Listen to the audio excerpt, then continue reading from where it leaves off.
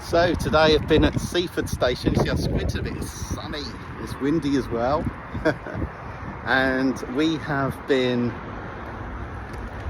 looking after the planters here. My non-profit Gardening in Action, or Gaia, looked after the planters here at Seaford Station. They're not looking a terrible amount at the moment. We need to sort out the plants, sort out the paint, we've got some new signs going up, but it's just been our first tidy up of the year, so that's what we've been doing, just cutting back. So here are the planters as we took them over winter last year. Our first job was to remove any old plants, and we just planted them out in other community projects.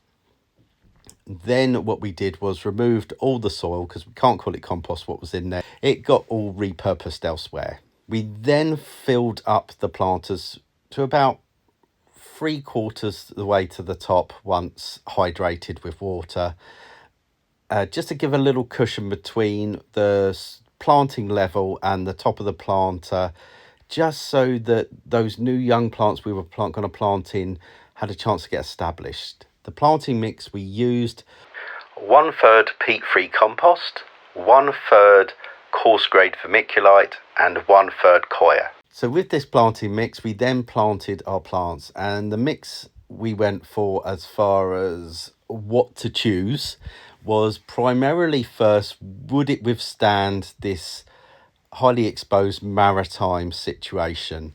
The station platform is almost like a wind tunnel. It's very exposed to the sea, so salt winds, very extreme environment in that way. So it had to put up whatever we planted with those conditions primarily.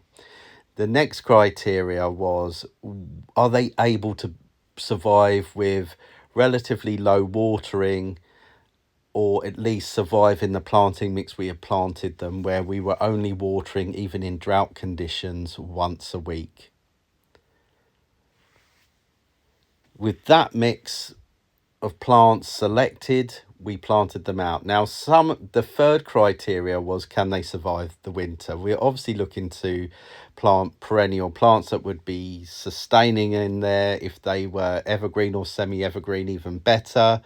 But we were looking for, that was our last consideration, because 1 or 2 plants would ultimately be removed from the planting mix in the long run anyway, as plants grew and became established and took over the majority of the planter. We really had the feeling that maybe only 3 or 4 plants would remain in the planters long term, even though every 2 to 3 years we have planned to be dividing the plants. So we're creating new plants and then keeping the size of the plants that are there under control, because it is a kind of payoff that these are relatively small planters, but we wanted to have very robust plants in them and big impact.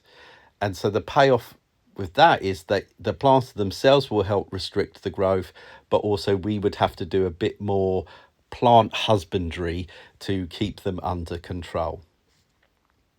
One of the big trade-offs which we planted was we couldn't get all the varieties we wanted. So we knew that some varieties may not make it through the winter or may not do too well, and we were just having to plant them and see, really, due to what was available. Because another consideration with the planting palette was the colour themes we were going for, and we wanted to make sure that they were consistent with each other, that there was a relationship between plants within each planter, something different, something the same, but also there was a consistency from one planter to the other planter, and so on, where they were like a pattern of the same types of plant, even if they were slightly different shades or colours.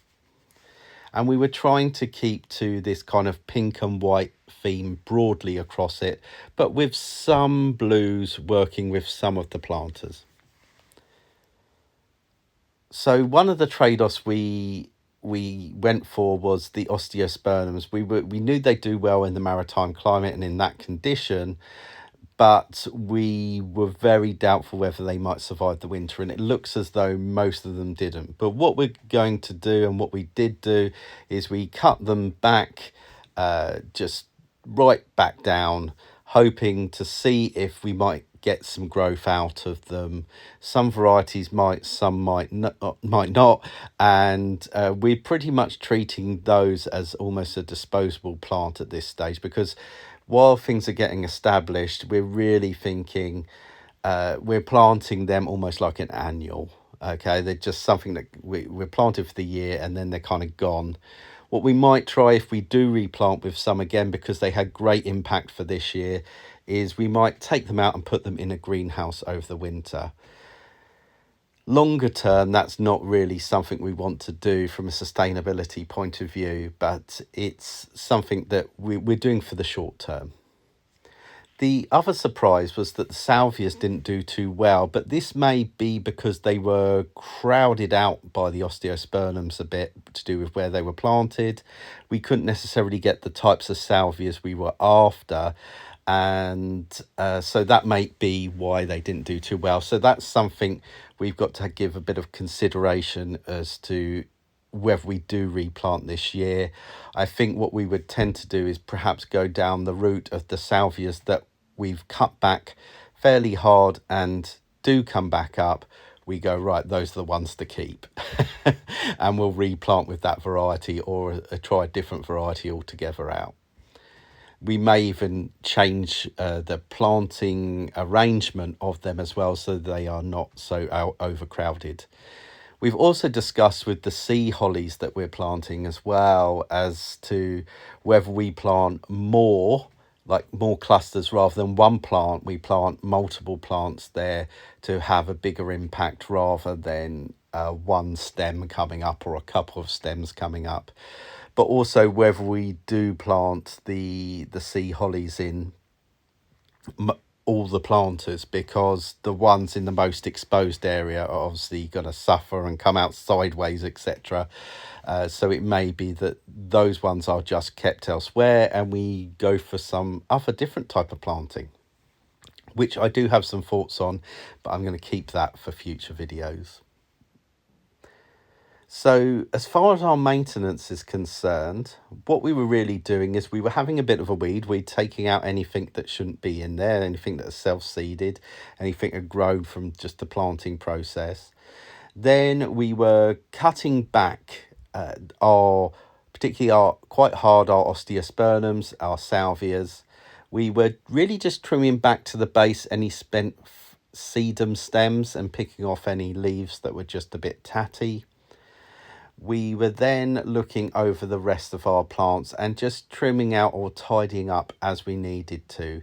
Now, there was some cutting back of the Achillea or the yarrow, but most of that is actually, you can just draw your fingers through and just pull out the dead leaf material, etc. So for that's probably the best way to manage them.